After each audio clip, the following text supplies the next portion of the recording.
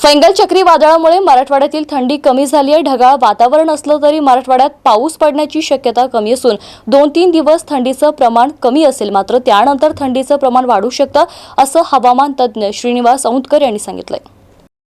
काय सांगाल सर, गेल्या 8 दिवसापासून थंडी जास्त पडत आहे आणि काय सांगाल किती दिवस? डिसेंबरच्या शेवटी बऱ्यापैकी थंडीचं आगमन झालं होतं आणि गेल्या 2 दिवसापासून म्हणजे 30 तारीखपासून आणि 1 तारखेपासून आपल्याकडे दिसत आहे की आपल्याकडं ढगाळ वातावरण राहत आहे आणि थंडीची कडाका जो पडायला पाहिजे तो पडत नाही आहे। यामागचं कारण बघितलं गेलं तर फेंगल नावाचं एक चक्रीवादळ आता पूर्व किनारपट्टीवरती निर्माण झालं होतं की जे काल संध्याकाळी पंडिचेरी म्हणजे चेन्नईच्या दक्षिणेकडून ते लँडफॉल किंवा जमिनीवर कोसळलं। आदळून त्या ठिकाणी आता ते बऱ्यापैकी केरळकडे सरकलेलं आहे आणि त्याची जी काही तीव्रता पाहता लक्षात येतं की फेंगलमुळे निर्माण झालेली परिस्थितीमुळे आपली थंडी जी आहे ही गायब झाली होती। येत्या 2-3 दिवसामध्ये साधारणतः पुढच्या